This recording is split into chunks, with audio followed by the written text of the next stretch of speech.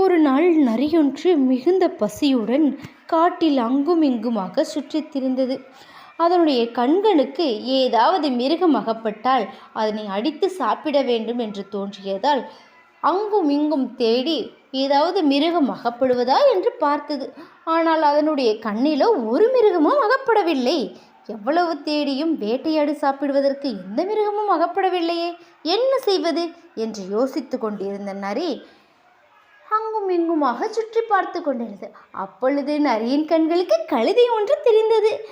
ஆஹா, அதோ கழுதை தெரிகிறதே, அதை எப்படியாவது வேட்டையாடி சாப்பிட வேண்டும் என்று நினைத்து கழுதையின் அருகே செல்லும் பொழுது அந்த கழுதையும் நரியை பார்த்து விட்டது. மிகவும் பயந்து போன கழுதை, ஆஹா, இந்த நரி நம்மளை அடித்து சாப்பிட்டு விடுமே, என்ன செய்வது என்று பயந்து போய் யோசித்தது. அப்பொழுதுதான் அதற்கு அதனுடைய பலம் என்னவென்று ஞாபகம் வந்தது. ஆம், அதனுடைய பலம் அதன் பின்னங்கால்கள் தான் என்று அதற்கும் அறியும். எப்படியாவது இந்த நரியை தன் பின்பக்கம் கொண்டு வந்து விட்டால் ஒரே எத்தாக எத்தி தப்பித்து போய்விடலாம் என்று முடிவு செய்தது.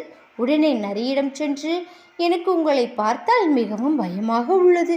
நீங்கள் எப்படியும் என்னை கொன்று சாப்பிடப் போகிறீர்கள். அதற்கு முன்னால் எனக்கு ஒரு உதவி செய்கிறீர்களா என்று கேட்டது.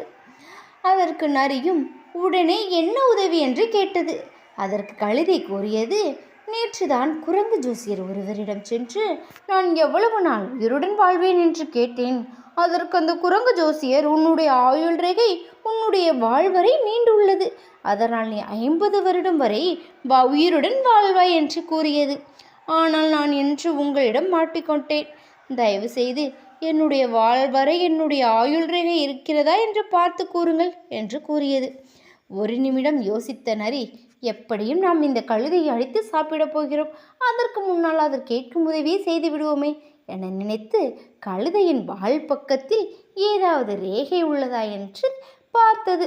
ஆஹா, இதுதான் சரியான நேரம் என்று நினைத்த கழுதை ஒரே எத்தாக எத்தியது. அதனுடைய எத்திய அடியானது சரியாக நரியுடைய முகத்திலேயே பட்டதால் நரிக்கு தலை சுத்த ஆரம்பித்தது. ஓ, இதுதான் சரியான நேரம் என்று நினைத்த கழுதை மிகவும் வேகமாக தன்னுடைய பலம் கொண்டவரை ஓடி ஒளிந்து விட்டது.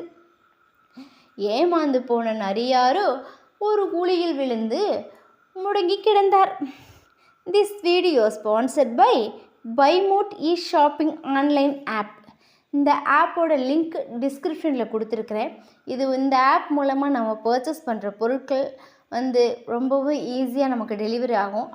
அது மட்டும் இல்லாமல் இதில் இந்த ஆப்பை நம்ம மொபைலில் இன்ஸ்டால் பண்ணுறது மூலமாக நமக்கு ரிவார்டு கிடைக்குது. ரெஃபர் பண்ணுறது மூலமாக நமக்கு ஏர்ன் பண்ணலாம். இது மூலமாக பல ஏர்னிங் ஆப்ஷனும் நமக்கு இருக்குது. அது மட்டும் இல்லாமல் பொருட்களும் ரொம்ப தரமாக இருக்குது. உங்களுக்கு வேணும்னா நான் லிங்க் டிஸ்கிரிப்ஷனில் கொடுத்துருக்குறேன். செக் பண்ணிவிட்டு அதுக்கப்புறமா நீங்கள் இன்ஸ்டால் பண்ணிவிட்டு எல்லாத்தையும் கம்பேர் பண்ணிவிட்டு அதுக்கப்புறம் வாங்கிக்கோங்க. தேங்க்யூ.